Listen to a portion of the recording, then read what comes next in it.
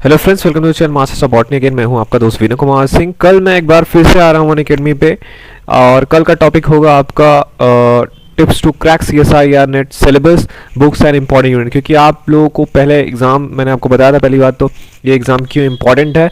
फिर हम कल के इस वीडियो में इस लेक्चर में डिस्कस करेंगे कि पूरा सिलेबस क्या है, कैसे आपको सिलेबस देखना चाहिए, क्या अच्छी चीज़ें हैं इस सिलेबस की, और फिर कौन कौन से बुक्स आपको इनिशियली चाहिए होंगे, कितना इम्पैक्ट बड़े जो रेफरेंस बुक्स हैं वो डालते हैं, कैसे उनको पढ़ना है।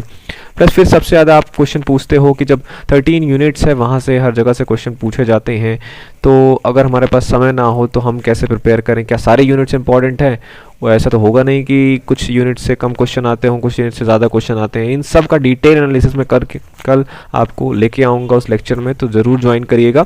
इस वीडियो के डिस्क्रिप्शन में और कमेंट बॉक्स में मैं इस क्लास का लिंक डाल दे रहा हूँ, जहाँ पे आप क्लिक करेंगे तो आप वहाँ पे ज्वाइन हो जाएंगे कल 5:30 बजे।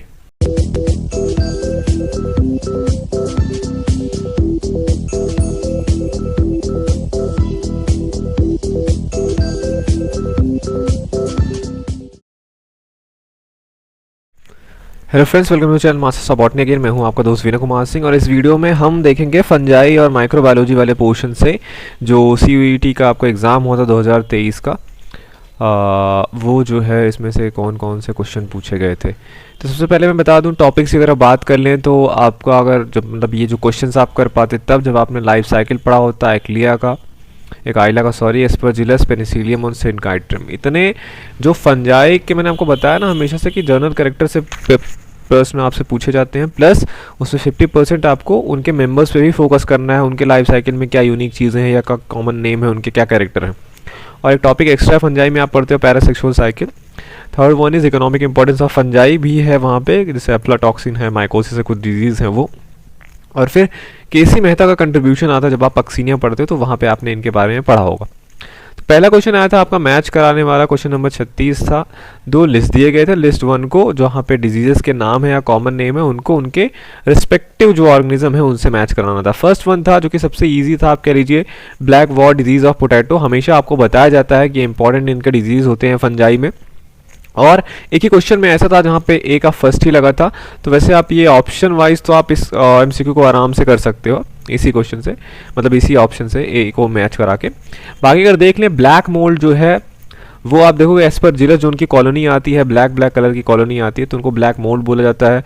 वाटर मोल्ड अगर आप देख लो उधर ओमाइसीड्स के जितने मेंबर है उसमें से एकाइला जो है एक उनका मेंबर है, तो वाटर मोल्ड ये हो गया।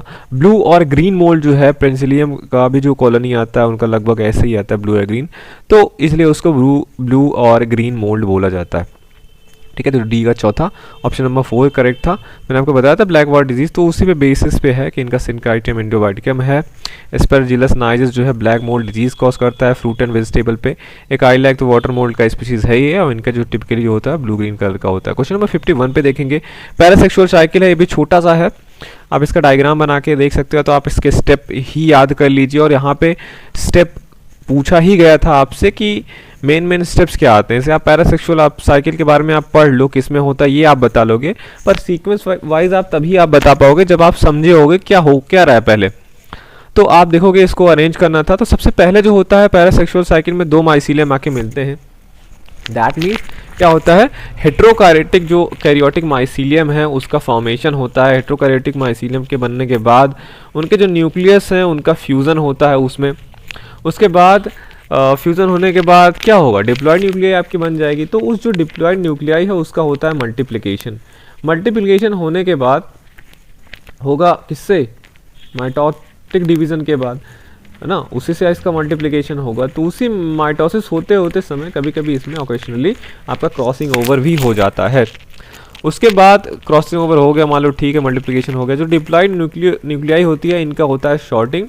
फिर कभी कभी इनका हैप्लॉइडाइजेशन भी हो जाता है सॉर्टिंग होने के प्रोसेस में, जो इनका डिप्लॉयड न्यूक्लियाई है उनका, और फिर उस वजह से उसमें नए जो है हैप्लॉइड स्ट्रेन बन जाते हैं। तो इस हिसाब से जो ऑप्शन था आपका थर्ड वाला सही था, तो ये वही है BADC then E। Question number 87 पे आते हैं, इकोनॉमिक इंपॉर्टेंस आया हुआ ये था आपका। एफ्लाटॉक्सिन जो है किस फंगस द्वारा प्रोड्यूस होता है, या तो जब आप एस्परजिलस का भी लाइफ साइकिल पढ़ते हैं वहाँ पे आपको मिल जाता। एस्परजिलस फ्लेवस जो है ये एक जो है एल्गी है, और एक और है एस्परजिलस का दूसरा स्पीशीज एस्परजिलस पैरासिटिकस। दोनों जो है एक टॉक्सिन प्रोड्यूस करते हैं, जो कि जिसको नाम क्या है आपका अफ्लाटॉक्सिन है। क्वेश्चन नंबर 89 हम देखते हैं, बोला है इस क्वेश्चन में कि एक अपॉर्चुनिटिक फंगल पैरासाइट है जो कि माइकोसिस कॉज करता है एनिमल्स के अंदर, वो कौन सा है? तो ये डिजीज़ का नाम जो है कैंडिडाइटिस है, जो कि कैंडिडा एल्बिकन्स और जो कैंडिडा के अदर स्पीशीज़ हैं उनसे होता है, और ये एक अपॉर्चुनिस्टिक फंगल इन्फेक्शन है।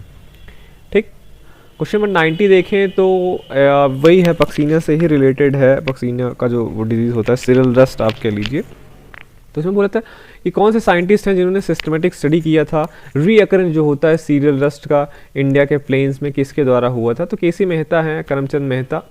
इनका कंट्रीब्यूशन है प्लांट पैथोलॉजी में इसी में कि इन्होंने जो है जो रीअकरेंस होता है वीट रस्ट का इंडियन प्लेन्स में, उसकी इन्होंने स्टडी करी थी। तो ये था फंजाई का।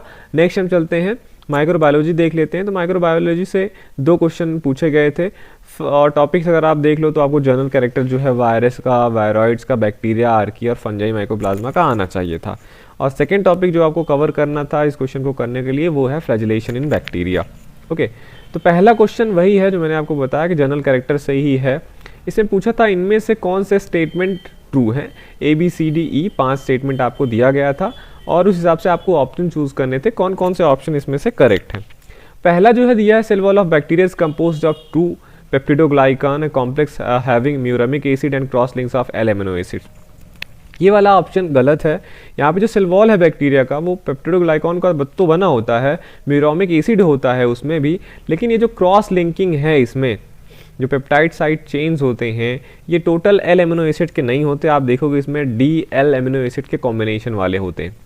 बी वाला ऑप्शन जो है इसका करेक्ट है कि आर्किया में अगर आप देखोगे जो मेम्ब्रेन के लिपिड्स होते हैं वहाँ पे उनके चेन्स ईथर लिंकेज द्वारा जो है जुड़े होते हैं।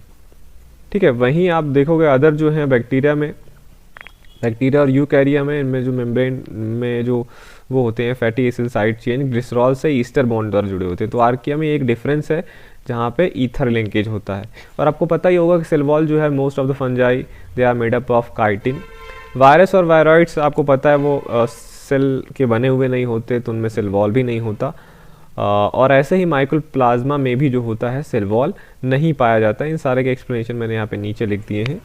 ठीक है, और फिर क्वेश्चन नंबर 77 मैंने जो आपसे बोला कि फ्लैजिलेशन से आपका क्वेश्चन पूछा गया है। फ्लैजिलेशन में अलग अलग टाइप के फ्लैजिलेशन है, 5-6, जैसे इसमें मोनोट्राइकस है, लोफोट्राइकस, एम्फीट्राइकस, पेरीट्राइकस। आपको ये जानना है कि बैक्टीरिया में जो चीज़ें हैं इन सब का कंडीशन क्या होता है। एक्चुअली बैक्टीरिया के सरफेस पे फ्लैजिला पाया जाता है, कहीं पे एक ही सिंगल फ्लैजिलम है, इसलिए मोनोट्राइकस है, मान लो ये सिंपल है।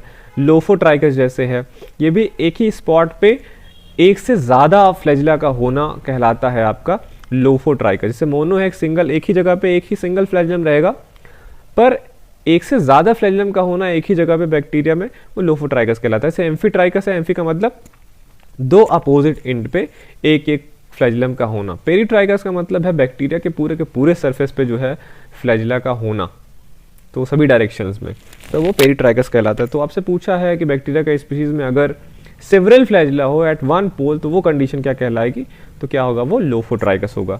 ये सारे क्वेश्चन थे आपके माइक्रोबायोलॉजी और फंजाई से। ये PDF जो है आप इस वीडियो के डिस्क्रिप्शन से डाउनलोड कर सकते हो, और फंजाई के नोट्स भी मैं आपको प्रोवाइड करा दे रहा हूँ इस वीडियो के डिस्क्रिप्शन से। आप फंजाई के नोट्स भी जो है डाउनलोड कर सकते हो। मेंबर्स का मेनली, जनरल कैरेक्टर्स वाले नहीं, जनरल कैरेक्टर्स वाले के लिए आप बुक फॉलो करिए।